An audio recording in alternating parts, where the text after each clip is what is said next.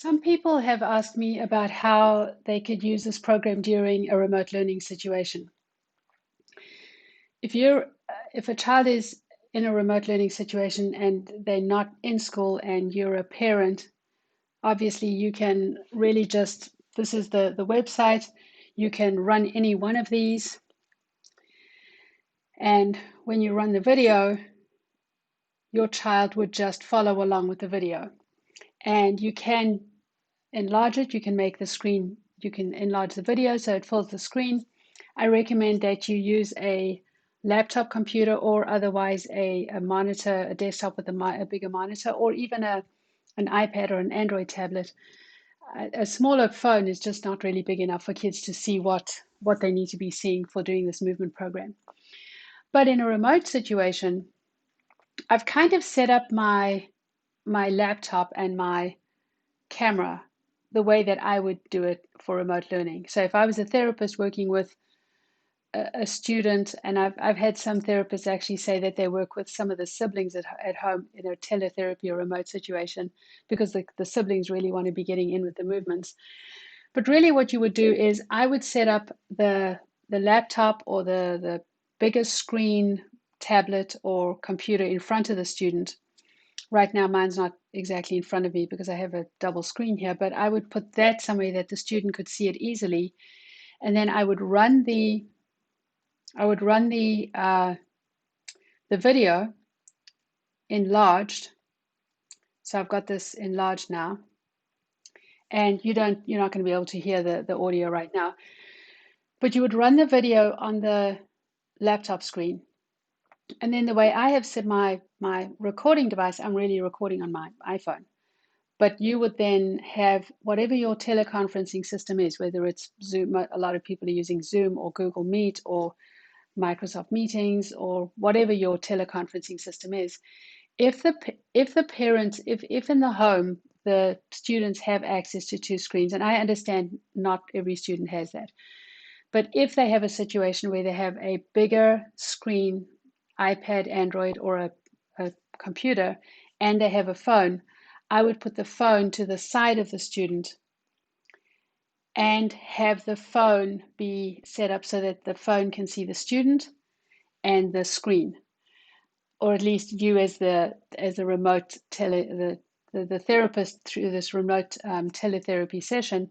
What that means is if that's the Zoom or teleconferencing system, you can see the student's body and you can see the screen, which means as the student is following along, you can see what's happening on the screen and you can actually see what the student is doing. And so if this is enlarged, it's good for the student to see. You can see what the student is doing. So it gives you a visual on whether the student's following along well enough, whether they have the timing right.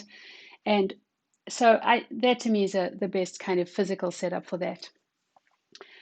If you are able to, I know that there are issues with privacy and with permissions, but if you're in a situation where as a therapist that you are able to video record a session with the student through your teleconferencing system, it is a great idea to video record your student as a baseline, and then maybe in another, depending on how often the student is practicing.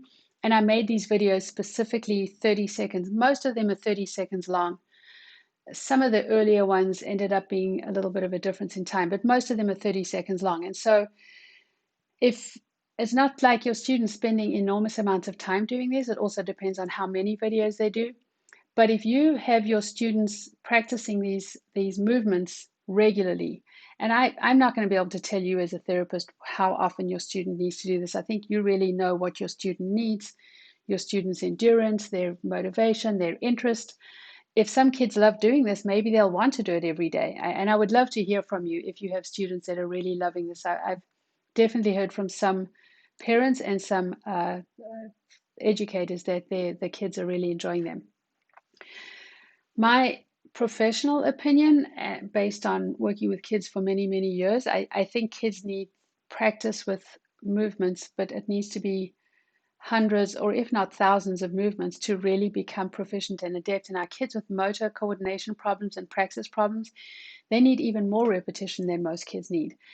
And I would love to have such a wide range of these videos that they don't get tired of them, that there's just lots and lots of different movements and different sounds and different. I'd love to get some challenges going.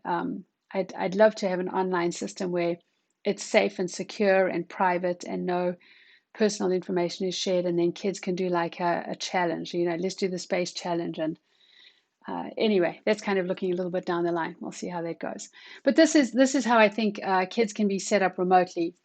If you only have one screen, then you wouldn't have a screen to the side here. Then what you would need to do on your laptop is you would need to do a split screen, and you need to have your video on the one side and then have your teleconferencing on the other side, which means you would be able to view what your student is doing with the movements.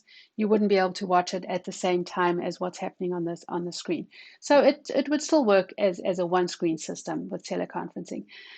I would caution though that I think it's a little bit difficult doing it on the phone, although, you know, I say that as an old person. I think kids are so used to doing things on their phones nowadays. So maybe it would work if a kid only has a phone, or if a parent only has a phone, maybe it'll work well enough if they're following along with the movements on the phone. Ideally, I think the bigger screen is better with larger sounds, larger movements. But if they only have a phone, then they don't really have that option. So they would have to do it just on the phone.